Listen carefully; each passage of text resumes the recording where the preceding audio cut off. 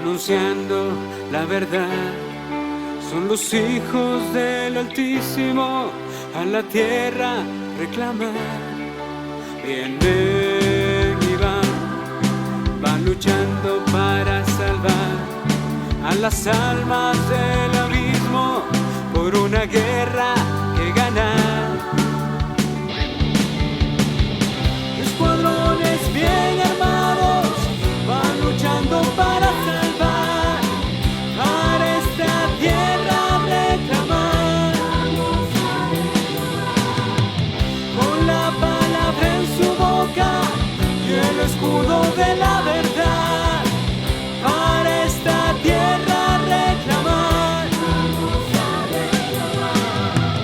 Escuadrones bien armados van luchando para salvar, para esta tierra reclamar. Con la palabra en su boca y el escudo de la verdad, para esta tierra reclamar.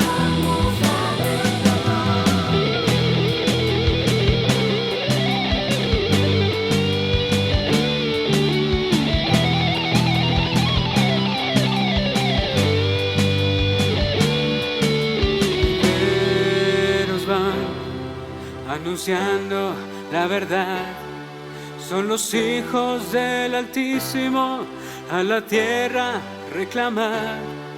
Vienen y van luchando para salvar a las almas del abismo, por una guerra que ganar.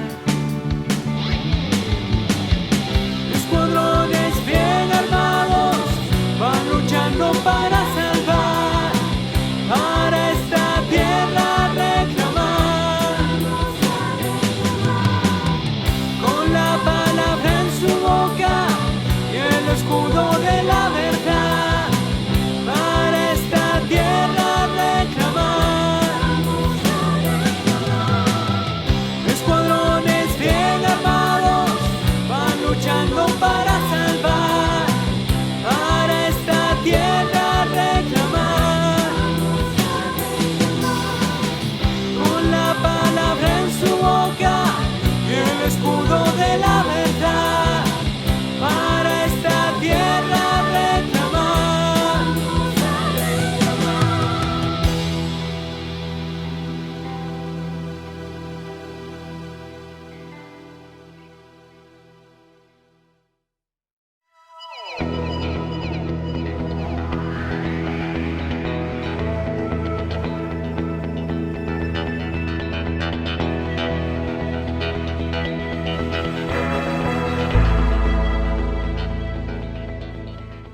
Les doy la bienvenida a esta nueva entrega de la Palabra del Señor.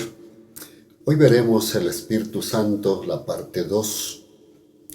El Espíritu Santo y su relación con Jesucristo. Leamos la parte pertinente de la Palabra del Señor y luego oremos. El Espíritu del Señor está sobre mí, por cuanto me ha ungido para dar buenas nuevas a los pobres. Me ha enviado a sanar a los quebrantados de corazón, a pregonar libertad a los cautivos y vista a los ciegos, a poner en libertad a los oprimidos, a predicar el año agradable del Señor. Lucas capítulo 4, los versos 18 y 19 de la Reina Valera 1960. Ahora oremos. Padre Celestial, en este momento, a través del Espíritu Santo, guíenos para tener este encuentro con su palabra y aprender de ella en la dirección que necesitamos para nuestra vida.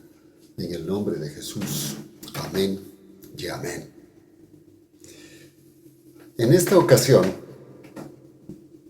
toparemos el ministerio del Espíritu Santo en relación con la vida de Jesucristo. El Espíritu Santo desarrolla un papel vital en la salvación provista a través de Jesucristo y su ministerio salvífico. Lo primero que tenemos que tomar en cuenta es que el Verbo o la palabra divina, para salvarnos de una manera voluntaria, se ofreció como sustituto de nuestra condena de muerte al asumir el ser como un ser humano y morir por nosotros en la cruz como nuestro Cordero Pascual. Por eso las Escrituras dicen, porque Cristo, nuestro Cordero Pascual, ha sido sacrificado. 1 Corintios capítulo 5, el verso 7 en su segunda parte. Y Juan el Bautista, cuando lo vio a Jesús, dijo, «He aquí el Cordero de Dios que quita el pecado del mundo». Juan 1:29. Y Pablo, al referirse a ese gran amor por la humanidad, dice que él se ofreció voluntariamente, dejando su posición divina. Lo manifiesta así: «Haya en vosotros esta manera de pensar que hubo también en Cristo Jesús.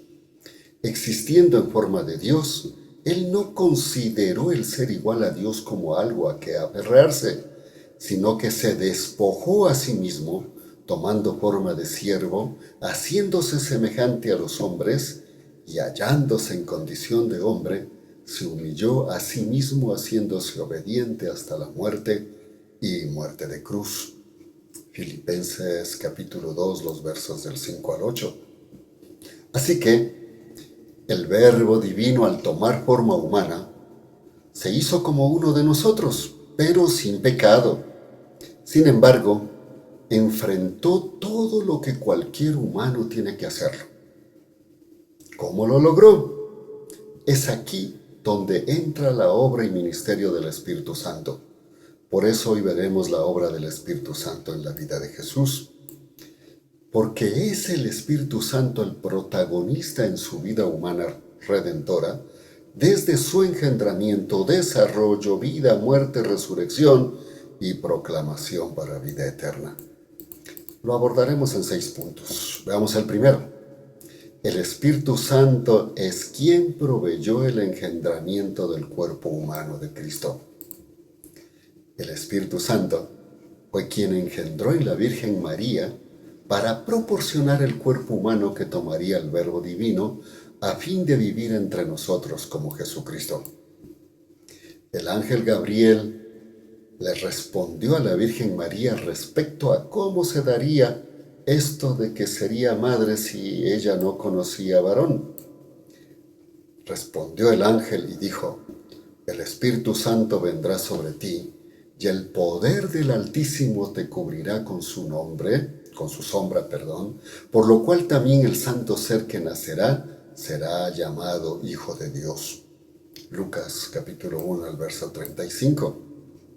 Y cuando José, su prometido, pensaba abandonarla porque la encontró que estaba en gravidez, las Escrituras dicen que, mientras él pensaba en esto, he aquí un ángel del Señor se le apareció en sueños y le dijo: «José, hijo de David, no temas recibir a María tu mujer, porque lo que ha sido engendrado en ella es del Espíritu Santo».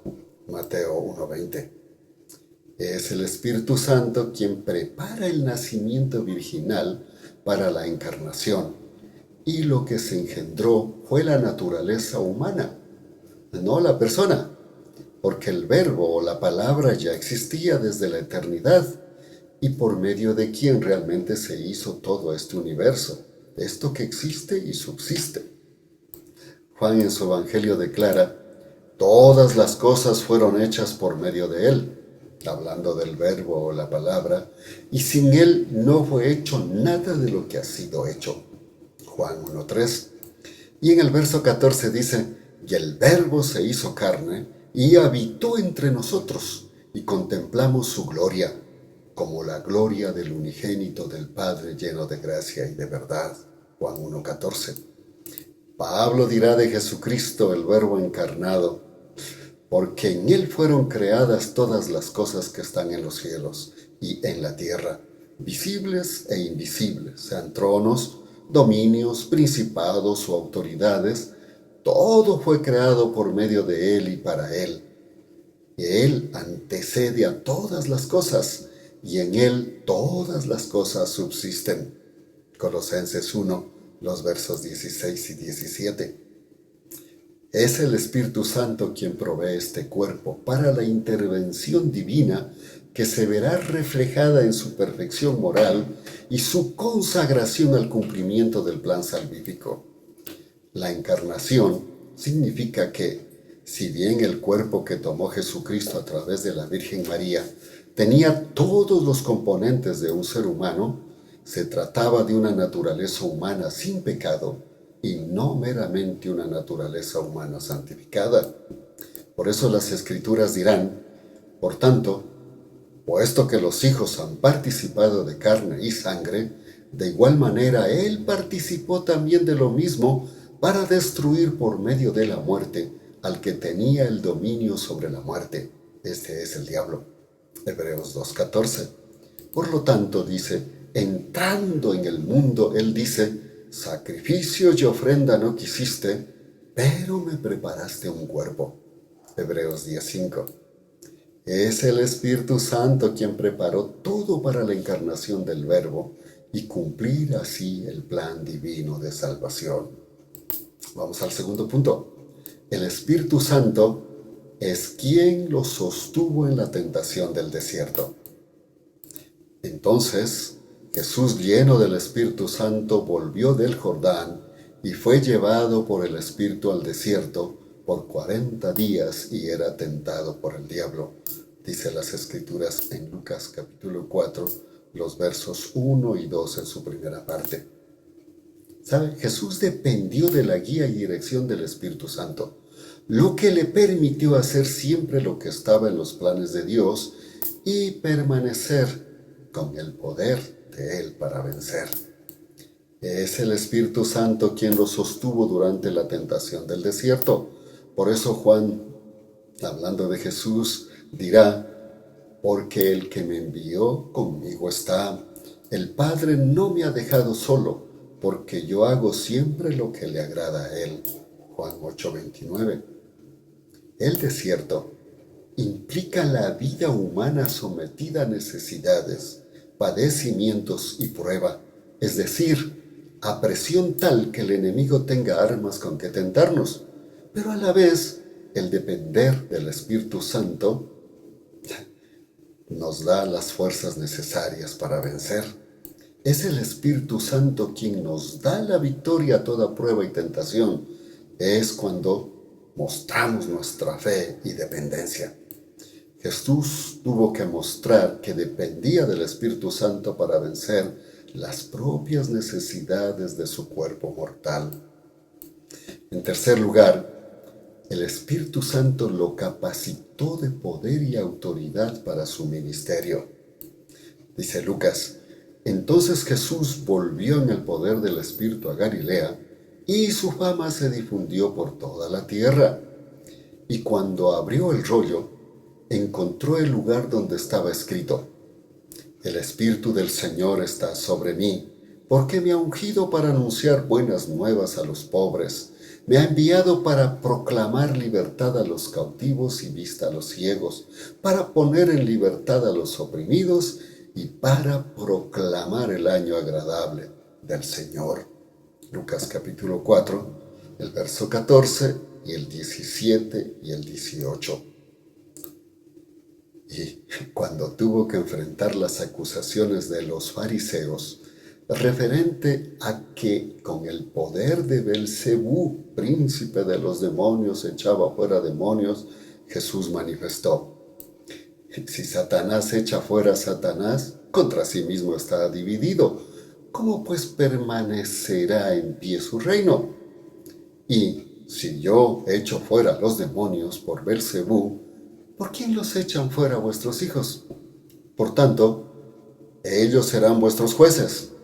Pero, si por el Espíritu de Dios yo echo fuera los demonios, ciertamente ha llegado a vosotros el reino de Dios. Mateo capítulo 12, los versos 26 al 28. Jesucristo afirma que por el Espíritu de Dios echa fuera demonios, y por supuesto, también sus demás acciones de poder. Esto implica que por su propia voluntad al tomar forma humana y abandonar su estado divino, dependería del poder del Espíritu para llevar a cabo su ministerio. Esta es una demostración de las limitaciones de su humanidad a la que se sometió para ser semejante a nosotros en todo. Por eso, al leer Isaías, manifiesta que ha sido ungido para llevar el plan de salvación como hombre, pero sin pecado. La unción del Espíritu es lo que hizo que lleve adelante todo el plan de salvación. Por eso Pedro, al dar su primer discurso y abrir el reino de los cielos por fe en Jesucristo, relacionó el ungimiento de Jesús con su ministerio de traer el reino de Dios. Les dice: porque verdaderamente, tanto Herodes como Poncio Pilato, con los gentiles y el pueblo de Israel, se reunieron en esta ciudad contra su santo siervo Jesús, el cual ungiste. Hechos capítulo 4, verso 27, y agrega: me refiero a Jesús de Nazaret, y a cómo Dios le ungió con el Espíritu Santo y con poder. Él anduvo haciendo el bien y sanando a todos los oprimidos por el diablo, porque Dios estaba con él. Hechos capítulo 10, verso 38. Y el autor de Hebreos dirá: amaste la justicia y aborreciste la iniquidad, por lo cual te ungió Dios, el Dios tuyo, con aceite de alegría, más que a tus compañeros. Hebreos 1:9. El que haya sido ungido por el poder del Espíritu Santo le dio a Jesús el poder necesario para cumplir su misión salvífica en la tierra. Isaías dice: y reposará sobre él el Espíritu de Jehová, Espíritu de sabiduría y de inteligencia, Espíritu de consejo y de poder, Espíritu de conocimiento y de temor de Jehová. Isaías 11:2 también dice: he aquí mi siervo, yo le sostendré, mi escogido, en quien mi alma tiene contentamiento. Isaías 42:1. Estos versículos muestran que Jesús era lleno del Espíritu Santo, y esta experiencia le llevó a disfrutar de su ministerio aún en los momentos más difíciles. Por eso, cuando los 70 volvían cumpliendo su comisión de predicación, Lucas dice que en aquella misma hora Jesús se regocijó en el Espíritu Santo y dijo: yo te alabo, oh Padre, Señor del cielo y de la tierra, porque has escondido estas cosas de los sabios y entendidos y las has revelado a los niños. Sí, Padre, porque así te agradó. Lucas 10:21. Por eso, en la controversia con los fariseos sobre con qué poder hacía exorcismo y milagros, les dijo: pero si por el Espíritu de Dios yo he hecho fuera los demonios, ciertamente ha llegado a vosotros el reino de Dios. Mateo 12:28. Es decir, todo su ministerio, poder y milagros, era por la dependencia en el poder del Espíritu Santo. En cuarto lugar, el Espíritu Santo le proveyó la entereza para llegar a la muerte expiatoria. El autor de Hebreos manifiesta de Jesús: cuánto más la sangre de Cristo, quien mediante el Espíritu Eterno se ofreció a sí mismo sin mancha a Dios. Hebreos 9:14 en su primera parte. Jesucristo se ofreció a sí mismo a Dios como sacrificio por el pecado del ser humano, y lo hizo dependiendo del Espíritu Santo. Es el Espíritu Santo quien lo fortaleció para ir a la cruz. Por eso Lucas dice: aconteció que cuando se cumplía el tiempo en que había de ser recibido arriba, él afirmó su rostro para ir a Jerusalén. Lucas 9:51. Y allí es donde lo iban a tomar y lo iban a crucificar. ¿Se da cuenta? Es el Espíritu Santo quien nos fortalece y nos motiva en los momentos difíciles y de prueba para hacer la voluntad de Dios. Ante momentos difíciles y dolorosos de la vida o ante decisiones importantes, debemos acudir y depender del Espíritu Santo para ser fortalecidos y seguir adelante en el plan de Dios conforme a su palabra. Pablo dirá: porque no nos ha dado Dios un espíritu de cobardía, sino de poder, de amor y de dominio propio. Segunda de Timoteo 1:7. En quinto lugar, el Espíritu Santo resucitó a Jesús. Pablo, referente a la resurrección de Jesús, dice que fue declarado Hijo de Dios con poder, según el Espíritu de Santidad, por la resurrección de entre los muertos. Romanos 1:4. Y Pedro declara, porque Cristo también padeció una vez para siempre por los pecados, el justo por los injustos, para llevarnos a Dios, siendo a la verdad muerto en la carne, pero vivificado en el Espíritu. Primera de Pedro 3:18. La resurrección de Jesucristo es evidente e irrefutable, y ello se debió al poder del Espíritu Santo actuando en su vida. Por eso las Escrituras dicen que si el Espíritu que resucitó a Jesucristo mora en nosotros, por los creyentes, por la fe en el sacrificio expiatorio de Jesús, entonces tenemos la esperanza ciertísima que también los creyentes resucitaremos con un cuerpo glorioso e incorruptible. Pablo, escribiéndoles a los romanos referente a esto, les dijo, si el espíritu de aquel que resucitó a Jesús de entre los muertos mora en vosotros, el que resucitó a Cristo de entre los muertos también dará vida a vuestros cuerpos mortales mediante su espíritu que mora en vosotros. Romanos capítulo 8, el verso 11. El Espíritu Santo levantó a Jesús de entre los muertos y de la misma manera nos vivifica para caminar en vida nueva y resucitará nuestro cuerpo mortal cuando retorne por segunda vez aquí a la tierra.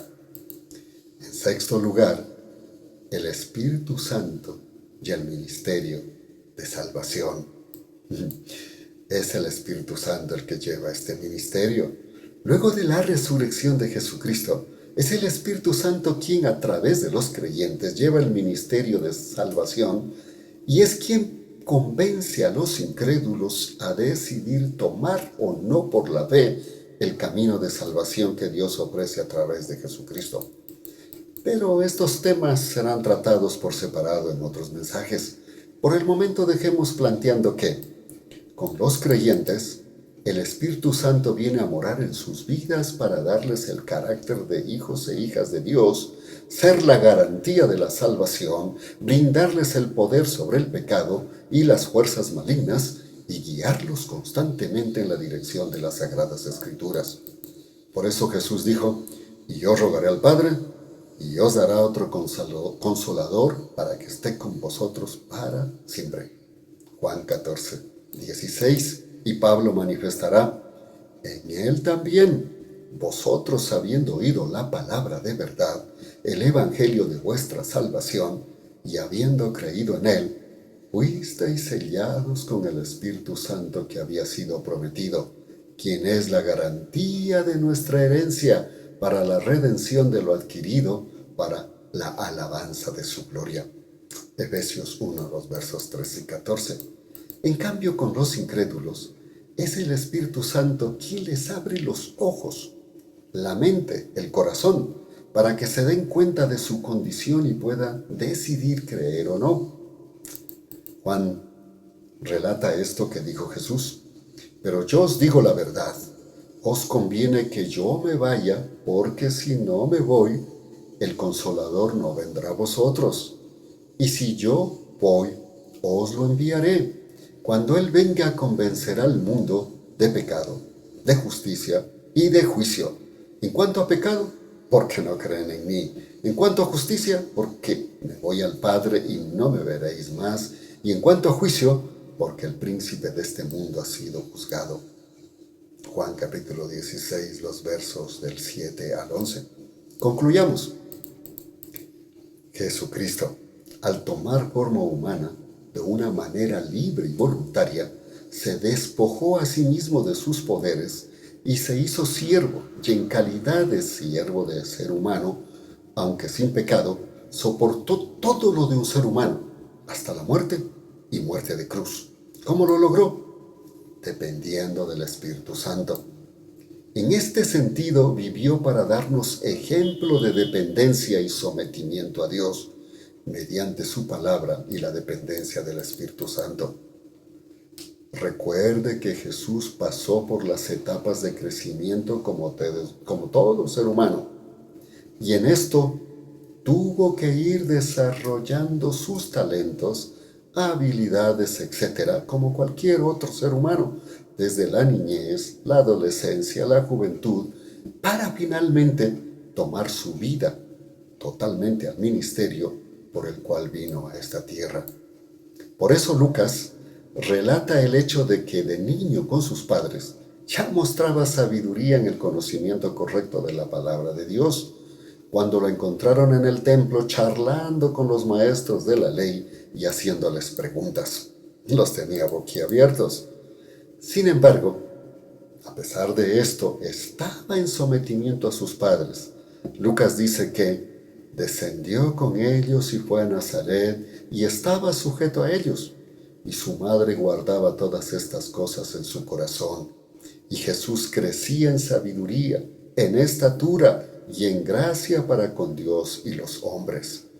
Lucas capítulo 2, versos 51-52. Y el autor de Hebreos dice, aunque era hijo, aprendió la obediencia por lo que padeció, y habiendo sido perfeccionado, llegó a ser autor de eterna salvación para todos los que le obedecen. Hebreos capítulo 5, los versos 8 y 9.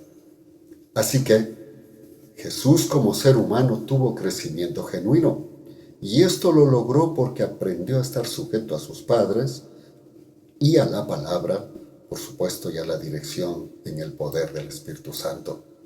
Debemos tener claro que el ministerio del Espíritu Santo estaba relacionado con el proceso y desarrollo de la naturaleza humana de Jesucristo, ya que se despojó a sí mismo de su lugar en el cielo para, en calidad de ser humano, darnos ejemplo de dependencia en Dios. Pues, Dios ha puesto su provisión al alcance de todo ser humano, a través del Espíritu Santo, por supuesto, a todo aquel que se acerca a Él mediante la fe en el sacrificio redentor de Jesucristo. Todo esto constituye un vívido ejemplo y demostración de cómo el creyente puede superar y vivir en esta tierra de una manera triunfante y en santidad, mediante la dependencia y obediencia a su sagrada palabra, la Biblia, así como la guía, dirección y poder del Espíritu Santo que habita en la vida de cada hijo e hija de Dios. Por tanto, queda claro y demostrado de la necesidad que tiene el creyente del ministerio del Espíritu Santo en su propia vida. Si Jesús, siendo el Señor de la gloria, no desestimó el ministerio del Espíritu en su propia vida humana, ¿cómo podríamos los creyentes redimidos del pecado vivir en sus propósitos sin depender del Espíritu Santo? Si Jesús mismo dependía del Espíritu Santo en el propósito salvífico y nos dio ejemplo de vida, nosotros también tenemos que aprender a dejarnos guiar por su palabra y depender del Espíritu Santo en su dirección, guía y poder. Por eso Pablo dirá, porque todos los que son guiados por el Espíritu de Dios, estos son hijos de Dios. Pues no recibisteis el espíritu de esclavitud para estar otra vez bajo el temor, sino que recibisteis el espíritu de adopción como hijos, en el cual clamamos, Abba, Padre. Romanos 8, 14 y 15. Amén. Oremos. Gracias, Padre, por su palabra hermosa. En realidad, muchas veces desestimamos el ministerio del Espíritu Santo en nuestra vida, cuando es vital en la existencia como creyentes para ser triunfantes. Gracias por enseñarnos a través de Jesucristo esa dependencia. Y ahora, Padre, enséñanos a tener en la mente y en el corazón esa necesidad de cada día depender de su palabra y la dirección y el poder del Espíritu Santo para ser triunfantes. Y usted, amigo, amiga mía que nos está escuchando, si aún no tiene a Jesucristo en su vida, el Espíritu Santo no está en ella, necesita recibir a Jesucristo por la fe, hacer que Él sea su Salvador y Señor, para que Dios le selle con el poder del Espíritu Santo, quien entonces le guiará, le dará poder y lo sustentará. Esperamos que pronto lo haga y que el Señor lo bendiga. Gracias, Padre, en el nombre de Jesús. Amén y amén. Muchísimas gracias. Nos veremos pronto con otro mensaje. Hasta entonces.